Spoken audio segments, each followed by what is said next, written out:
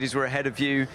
I stayed quite calm. Obviously, the priority there was to check that the car was fine, you know, after the heat. And then once the car was okay, I knew that the race was very long in terms of tire management and degradation.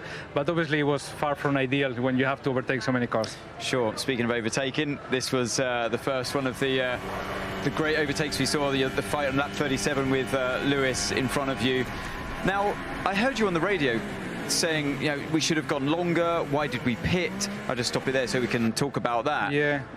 What was going on there? And then suddenly you're in the pits, and it seemed to surprise you. Yeah, because I think the tires, they still have a little bit more juice on them, and yeah, I wanted to overuse those tires when they were just the last 3 laps before the stop or whatever, and then have the new tires with a big delta compared to the Mercedes and the Ferrari for the final stint. So yeah, we could have maybe stopped a little bit later, but it really worked anyway. So you know, it was maybe the right thing to do. So as soon as you did stop, you knew you didn't need to be told. You were on the attack straight away, making best use of those new tires. Yeah, I wanted to use them properly in this final stint. You tried to stop him doing the switchback there, and the spin.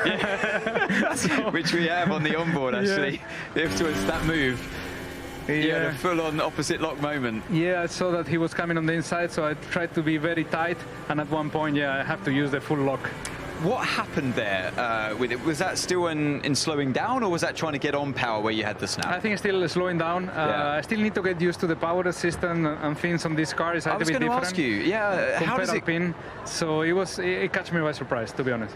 What are those differences then? I haven't heard any comments between the Mercedes power unit and the Alpine power unit at all. Yeah. What's the biggest thing? Drivability-wise, I don't think that there is much on it, but yeah, the car itself and the front suspension geometry is always between cars. They are different, so you have a different feedback from the front grip on your hands on the steering wheel. So yeah, on that kind of moments, I'm sure I miss more time on track and on this car. I'm sure it will come. So lap 38, you're back at it again. Now you're behind Lewis, squaring him up for a move into turn 9, 10. Really impressive stuff. Yeah, I was thinking here, to be honest, but then I had the switch back here. I had a little bit momentum there on the exit, and here I was committing to that. So luckily Luis was not closing the door, because if not, I will hit the rear wing. Were you surprised that he left the door open there in that moment? The problem is that on that corner, or you do like Luis and then you left the door open on the inside, or you do like Carlos, that you close the door and then you are very weak on exit. So I had the good hand on me on that moment. So speaking of that moment with Carlos, this was the turn 4 moment where was there contact here? It looks like there was, and he complained at this moment that there was contact. Yeah, I didn't feel, but it was for sure.